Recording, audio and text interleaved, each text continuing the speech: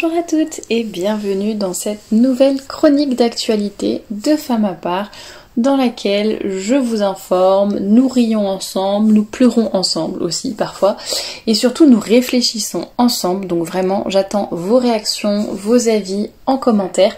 N'hésitez pas à participer et également au fur et à mesure des jours qui passent de m'envoyer les actualités que vous pensez susceptibles de m'intéresser pour cette chronique d'actualité. Merci à tous ceux qui me soutiennent par leurs commentaires, par leurs pouces bleus, par leur partage, par leur visionnage. Je suis un petit peu censurée par YouTube en ce moment, donc votre soutien est vraiment précieux. Alors pour commencer cette chronique d'actualité, je pense que vous avez vu cette actualité passer. Donc évidemment, moi j'enregistre toujours un petit peu en avance mes chroniques, donc il y a un petit décalage quand vous allez l'écouter, mais donc il y a quelques jours, le 3 septembre, la Chine a annoncé qu'elle allait interdire sur les écrans les hommes efféminés et les influenceurs vulgaires. Donc l'administration nationale de la télévision et de la radio entend remettre de l'ordre sur le petit écran chinois. Mercredi 1er septembre, dans la lignée d'un vaste mouvement de reprise en main de l'univers du divertissement, elle a interdit certains programmes de télé-réalité et a donné, il y a une faute d'orthographe, et a donné de strictes consignes quant à leur contenu. Donc voilà, Pékin ne supporte plus les dérives supposées d'un monde du divertissement propre à pervertir les esprits et pourvoyeur régulier de scandales. Et alors ce qui me fait rire, c'est déjà d'oser dire et faire une chose pareille. C'est quand même, il y a que la Chine pour faire ça. Bon après on est d'accord, la Chine n'est certainement pas un exemple à suivre en termes de communisme ni quoi que ce soit d'ailleurs, mais c'est vrai que le fait de sortir ça d'un coup, il y a vraiment que la Chine pour le faire et ce qui est, voilà, ils disent qu'ils veulent favoriser les critères de beauté corrects. Et ça me fait rire parce que quand on dit qu'il faut garder de la beauté et bannir les hommes efféminés et les influenceurs vulgaires, non mais en fait si on faisait ça en France ou même en Europe ou peu importe à l'échelle mondiale, mais en fait je sais pas, 90%, non je suis peut-être un petit peu méchante, mais je sais pas, il y a quand même un énorme pourcentage des personnes présentes en ligne qui sont incorrectes, qui poussent au scandale, qui sont vulgaires, qui n'ont aucun, justement, qui ne rentrent pas dans des critères de beauté corrects. Donc effectivement, perversion des esprits, pourvoyeur régulier de scandale, c'est exactement ça. Mais je trouvais ça intéressant de vous faire partager l'information. Ce qui m'intéressait également, alors bon, l'article dans lequel j'ai lu cette nouvelle, c'était un article de Ouest France, donc qui reprend un petit peu la dépêche chinoise qui parlait de cela. Il parle notamment, il y a des choses intéressantes, notamment il parle du consumérisme qui est provoqué par toutes ces influenceurs, ces télécrochets, etc. et qui poussent à la surconsommation, donc j'ai trouvé que c'était intéressant de le mentionner. Et également, il trouve, l'administration chinoise trouve que cela favorise, il y a des programmes télévisés qui développent trop l'idolâtrie. Et ils veulent en finir avec l'idolâtrie et promouvoir vigoureusement l'excellence de la culture traditionnelle chinoise, et de la culture socialiste avancée, et de mettre fin à des pratiques chaotiques grâce à un meilleur contrôle des agents de stars et des fan clubs. Bon, après on est d'accord avec les méthodes ou non, ça n'est pas tellement le but ce n'est pas pourquoi j'évoque ce n'est pas la raison pour laquelle j'évoque ce sujet aujourd'hui, mais tout simplement je trouvais ça assez intéressant de voir ce qu'il dénonce exactement. Donc sur les critères de beauté, sur les hommes efféminés, sur la vulgarité des influenceurs, qui porte au scandale, qui pervertit les esprits, en finir avec l'idolâtrie, la surconsommation, promouvoir la tradition. Voilà un beau programme, bon courage à eux en tout cas, et puis voilà, c'est vrai que ça remet un petit peu en perspective ce que nous on trouve actuellement en France dans les médias ou sur les réseaux sociaux de façon générale, et c'est triste, c'est bien triste tout ce qu'on y voit. D'ailleurs, je voulais, enfin ça n'a pas vraiment rapport, enfin si, parce que je disais que c'était triste ce qu'on y voyait, et je voulais vous parler d'un article du site Mademoiselle. Voilà, je vous en parle régulièrement de ce site, mais en fait c'est tellement déprimant d'aller sur de lire leurs articles. Là, je suis allée retrouver parce que j'avais juste vu ce titre, donc je voulais lire l'article et pour pouvoir vous en parler dans cette chronique, mais donc je suis tombée sur tous leurs autres titres.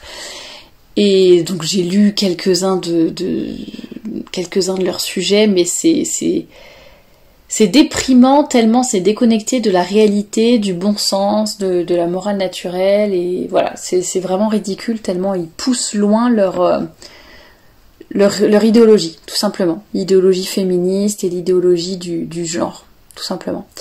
Alors, cet article dont je voulais vous parler aujourd'hui s'intitule « Les militants anti-X », donc anti-pornographie, s'attaquent à Twitter, l'un des derniers bastions de la sexualité libre.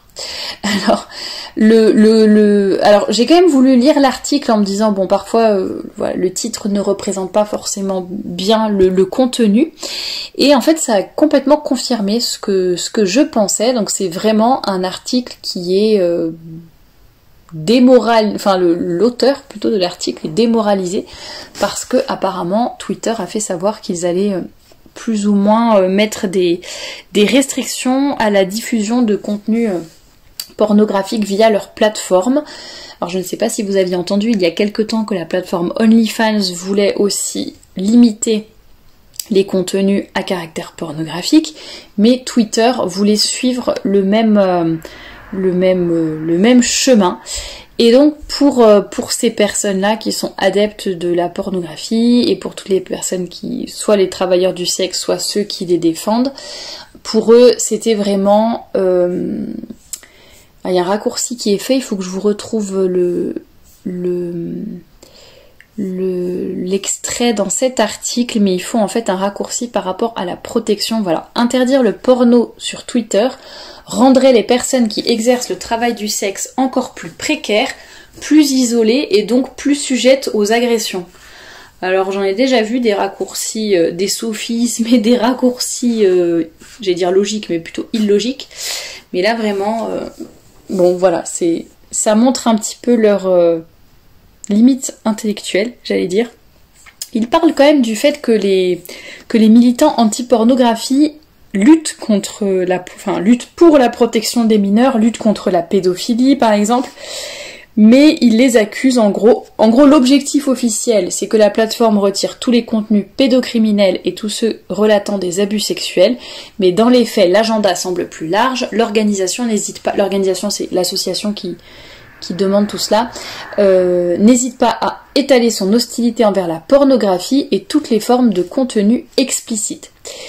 Et je vous en avais déjà parlé dans une chronique il y a quelques semaines par rapport à la prostitution, en vous disant que chez les féministes c'était un sujet qui était assez controversé, que les avis étaient partagés là-dessus, qu'il y avait justement des féministes qui encourageaient, qui défendaient la prostitution, d'autres qui étaient contre. Et pour justement tout ce qui est pornographie, on voit également de tout. Moi, ce que je vois le plus souvent, c'est quand même des contenus qui visent plutôt à démocratiser la prostitution en ligne, toutes les personnes justement qui font des vidéos, les actrices porno, etc. On voit énormément de contenus sur beaucoup de plateformes type Brut, Combini, etc. de témoignages d'actrices de films X qui ont l'air tout à fait, je veux dire, on essaye de les faire passer pour des personnes normales qui ont un métier normal, ce qui est évidemment complètement illusoire et même dangereux. Donc voilà, cet article défend, je vous mets évidemment le lien comme d'habitude en barre d'infos, mais défend bec et ongle les travailleuses du sexe. Et ce que j'ai trouvé assez limite, c'est vraiment qu'ils accusent vraiment cette association de soi-disant ils veulent lutter contre la pédophilie, mais en fait c'est pas vrai, c'est vraiment pour attaquer les actrices porno et tout. Et en fait ils ne donnent aucune solution, où il n'y a pas un moment où il y a une phrase qui est positive par rapport à cette lutte contre la pédocriminalité. Donc ça, j'ai trouvé ça vraiment limite. Et je vous invite à lire l'article si ça vous intéresse, si vous n'avez pas peur d'être trop déprimé par par la suite, mais ouais, c'est vraiment... Mais bon, ne traînez pas trop sur le site de Mademoiselle, parce que vraiment, ça va vous déprimer. Alors, voilà, là c'est un article où on va un peu rire, donc je le garderai pour la... je le garderai pour la fin, pour terminer sur une note plus ou moins positive. Et, ah oui, ce que je voulais partager avec vous, je suis tombée sur une influenceuse que je suis qui parle d'élégance, de bonne manière. Je crois qu'elle est d'origine suédoise et elle habite en Suisse, et donc voilà, elle parle d'élégance, de beaucoup de choses. Il y a certains de ses contenus qui sont intéressants, où justement on voit qu'une personne qui est très très loin j'allais dire de nos milieux, enfin en tout cas en apparence, qui n'a pas l'air ni d'être catholique ni quoi que ce soit, parfois juste avec le bon sens, elle arrive aux mêmes conclusions que nous, mais pour d'autres choses, voilà, ça ne va pas du tout. Mais elle a partagé sur Instagram hier une photo d'un nouveau type de pantalon, si on peut appeler ça un pantalon, qui serait à la mode, qui est vendu sur Azos apparemment, certainement par d'autres boutiques. Et en fait, je vous mets évidemment pas de photo tellement c'est laid, vulgaire, indécent, et de toute façon ça serait censuré par YouTube. Donc c'est un pantalon qui descend jusqu'à la moitié des fesses. Donc je pense que vous connaissez le principe des femmes qui en fait ont un pantalon qui est taille basse, ou qui n'est pas très haut en tout cas, puis elles font exprès de faire dépasser leur lingerie. Là c'est le niveau d'après. Donc là c'est vraiment le pantalon qui est taillé pour s'arrêter au milieu de la fesse. Et donc évidemment, non seulement la femme est à moitié nue, elle monte sa lingerie, enfin bon, bref, c'est déjà, même d'un point de vue, en enlevant tout point de vue moral, juste c'est laid quoi, déjà. C'est laid, c'est vulgaire, c'est nul, ça n'a aucun intérêt, c'est certainement pas confortable, enfin bon, je veux dire...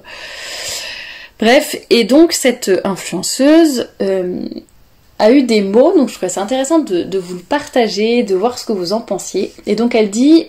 Je vous le traduis vite fait directement de l'anglais. Je respecte tous les goûts, en gros. En ce qui concerne la mode, je respecte les goûts de tout le monde. Et je ne pense pas qu'il y ait une seule façon de s'habiller. Ah non, et je ne pense pas que tout le monde soit obligé de s'habiller de façon élégante. Donc ça, c'est exactement ce qu'explique Anne Nagas, par exemple, sur la chaîne Apprendre les bonnes manières, que je vous invite à suivre, bien sûr. Elle explique justement que l'élégance, c'est vraiment le style de la lady. On n'a pas forcément envie ou besoin de s'habiller de façon élégante tous les jours. On peut aussi prendre le type sportif, le type bohème, etc. Enfin, ce sont des styles vestimentaires. Donc là, c'est ce qu'elle dit. Tout le monde n'est pas obligé de s'habiller de façon élégante. Et tout le monde a des goûts différents qui s'expriment de façon différente. Et voilà, l'élégance, c'est pas forcément la tasse de thé de tout le monde. Et elle dit, je suis vraiment hyper ouverte à tous les styles et au fait que chacun s'exprime à sa façon et vraiment d'une façon unique à travers la mode. Et c'est vrai que quand on la suit, quand on regarde ses vidéos, elle est quand même assez libre ou libérale, je sais pas trop comment dire, mais sur tous ces sujets-là. Mais elle dit quand même, mais il y a quand même un moment où il faut mettre certaines limites sur ce qui est approprié, enfin ce que l'on peut porter ou pas, quel que soit votre style et votre façon de vous exprimer, voilà, qu'est-ce qui est approprié ou qu'est-ce qui ne l'est pas. Et donc clairement pour elle cette mode était affreuse et voilà, il fallait surtout pas, enfin voilà, en gros ça c'est la limite à ne pas dépasser.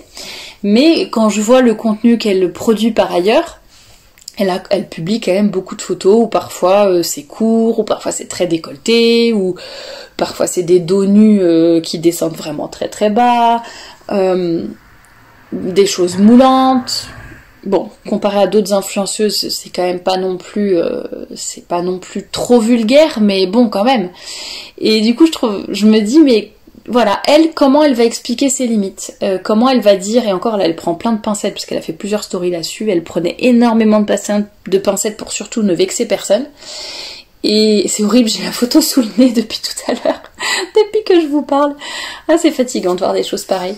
Bref, en tout cas, voilà, quelle est sa frontière justement, quelle est sa limite. Elle dit il y a un moment il faut mettre des limites, mais quelles sont les limites, comment elle les explique.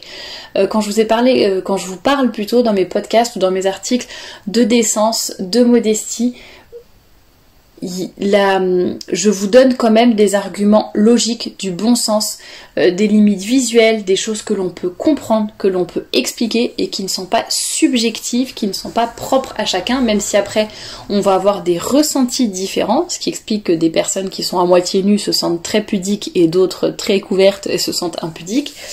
Bref, je vous l'ai déjà expliqué 1000 fois, donc n'hésitez pas à écouter tous mes podcasts ou à lire mes articles là-dessus. D'ailleurs, je vous mets en lien en barre d'infos. Vous aurez toujours tous mes réseaux sociaux, tout justement, le lien vers le blog, vers la boutique de robes pour acheter mon livre aussi, vous pouvez aller dans les playlists sur YouTube pour écouter mes podcasts sur différents thèmes, donc n'hésitez pas à y aller. Mais justement, voilà, il y a des critères objectifs de décence, d'élégance, de modestie, et voilà, après chacune les module un petit peu en fonction de sa conscience, ou se dit non, ça passe, ça c'est bon. Mais en réalité, il y a vraiment des critères objectifs, donc je trouvais ça intéressant de le rappeler à cette occasion-là. Et puis elle parle un petit peu après du fait que 99% de la mode vulgaire est toujours faite pour les femmes. Où est l'égalité et pourquoi c'est toujours les femmes qui sont sexualisées comme ça et pas les hommes? Une des réponses, mais ça je vous en ai déjà parlé, c'est qu'évidemment l'image, enfin bref, hommes et femmes ne fonctionnent pas de la même façon. L'image des femmes ne va pas faire le même effet aux hommes une image d'une femme vulgaire ou dénudée ne va pas faire le même effet de la même façon aux hommes que l'image d'un homme envers une femme. J'en ai déjà parlé dans de nombreux podcasts aussi. Elle dit que si c'est ce qu'on appelle l'empowerment des femmes, donc l'empouvoirment ou le fait que les femmes prennent le pouvoir, se libèrent, etc. Elle trouve que c'est pas du tout le cas et c'est pas ça qui va donner du pouvoir ou de la puissance aux femmes et que ça permet juste aux hommes, elle dit enjoying this free show, donc les hommes peuvent profiter de ce spectacle gratuit sans avoir rien à faire et sans avoir à mériter la femme. En fait, ils ont déjà tout ce qu'ils veulent sous leurs yeux et elle dit être un homme en 2021 n'a jamais été aussi facile, agréable. Enfin voilà, c'est une situation qui est agréable. Voilà pour cette petite actualité. Et pour terminer sur une note peut-être un peu plus drôle, mais bon, ça n'est pas vraiment une actualité, mais ça circule souvent à la rentrée. Mais en tout cas, ça part de faits réels qui après sont ressortis de façon humoristique. Mais c'est le fait qu'il est souvent demandé à la rentrée ou à d'autres moments de l'année par les directeurs ou directrices d'école qui demandent aux parents d'élèves de bien vouloir s'habiller lorsqu'ils viennent déposer leurs enfants le matin à l'école et donc de rappeler que si l'on demande aux enfants une tenue correcte, on demande également aux parents une tenue correcte et donc merci de ne pas venir en pyjama. Donc visiblement il y a des gens qui, voilà, j'imagine que le soir ça arrive moins parce qu'a priori ils se sont habillés dans la journée, mais visiblement il y a des parents qui le matin ne prennent pas le temps de s'habiller ou n'ont pas le temps de s'habiller et sortent, restent en pyjama pour amener leurs enfants à l'école. Je dois vous dire que j'imagine très mal la situation. Je me dis que voilà, ça m'est arrivé plusieurs fois d'avoir des pannes de réveil ou quoi, ou de ne pas avoir le temps, et en fait juste s'habiller, c'est le truc qu'on fait forcément avant de sortir, enfin ça me passerait même pas par la tête. Ne serait-ce que pour faire une course vite fait en bas de chez moi ou je ne sais quoi, de sortir en pyjama, enfin voilà. Alors j'avoue, j'ai déjà pensé à... Parfois on se demande un petit peu, tiens... j'ai vraiment juste un aller-retour vite fait. Moi ça m'arrive par exemple le matin quand je vais déposer vos colis de robes au Mondial Relais ou à la poste. Je viens de finir par exemple mon sport et je sais que le Mondial Relais, enfin la personne qui passe au point relais pour récupérer les colis, je sais qu'il passe vers 10h, donc il faut absolument que j'y sois avant pour que les colis partent le jour même, comme ça vous avez vos commandes le plus rapidement possible. Et je me dis, bon là, 10h moins 10, qu'est-ce que je fais, ou alors je sais que par exemple je suis en pyjama, je sais que je vais devoir juste faire l'aller-retour à l'épicerie, déposer mes colis et ensuite rentrer pour faire mon sport. Et je me dis, je vais pas m'habiller, partir, revenir, me mettre en tenue de sport. Est-ce que je ferais pas mieux de me mettre en tenue de sport directement? Ou alors si je viens de finir mon sport et que je ne vois que je n'ai pas beaucoup de temps, ça m'est arrivé 1 ou 2 fois d'hésiter en me disant, bah tiens, tant pis, j'y vais en tenue de sport et puis c'est pas grave, juste pour un aller-retour. Bon, c'est un village, hein, je croise 2-3 personnes, mais je veux dire, je sors de ma voiture, je dépose, je reviens, bon, allez, c'est pas grave, je reste en tenue de sport. Et en fait, à chaque fois, je me dis vraiment non, parce que on ne sait jamais, enfin, pour moi, c'est vraiment du manque de respect, en fait, pour les gens que je vais croiser. Et je me dis, le nombre de fois où j'ai croisé des gens qui faisaient leurs courses en étant plus ou moins en pyjama ou en tenue de sport, etc. Mais non, quoi, même pour faire vos courses, mais habillez-vous juste normalement. Et puis, c'est du respect pour les autres, mais aussi pour vous-même. Et si, dès qu'on a la flemme, entre guillemets, dès qu'on est paresseuse, et ben on reste en pyjama pour déposer ses enfants à l'école ou en tenue de sport pour faire ses courses ou je ne sais quoi, mais en fait plus personne ne fait jamais d'effort et c'est vraiment super dommage. Et la tenue de sport c'est pour faire du sport, le pyjama c'est pour dormir, donc qu'on traîne un peu en pyjama chez soi le matin ou le soir, d'accord, mais chez soi, pas dehors, hors de question de se mettre en pyjama dehors. En plus, le pyjama, par rapport à la tenue de sport qui va du coup plus être connotée un peu négligence ou voilà, le pyjama a vraiment une connotation, même un pyjama qui couvre, hein, je ne dis pas, mais ça a en plus une connotation d'intimité.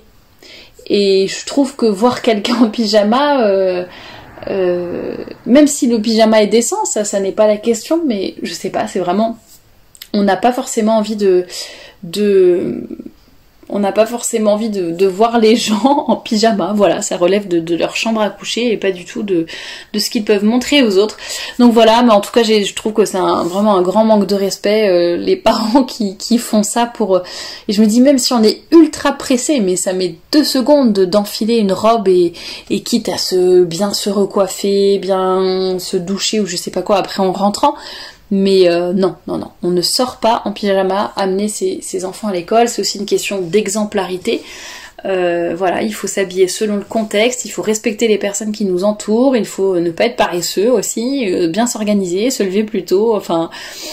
Donc voilà, je ne sais pas ce que vous en pensez, ça m'a fait rire et en même temps je me suis dit c'est quand même grave ce qu'on vit à l'heure actuelle. Et effectivement, si on ne montre pas l'exemple à nos enfants, qu'est-ce qu'on peut exiger d'eux après? Je vous parle souvent de l'exemplarité, de se changer soi-même avant de vouloir changer les autres, de faire attention à ce que l'on fait pour pouvoir bien transmettre après aux personnes qui nous entourent. Bah voilà, ça commence par des petites choses telles que s'habiller le matin pour déposer les enfants à l'école.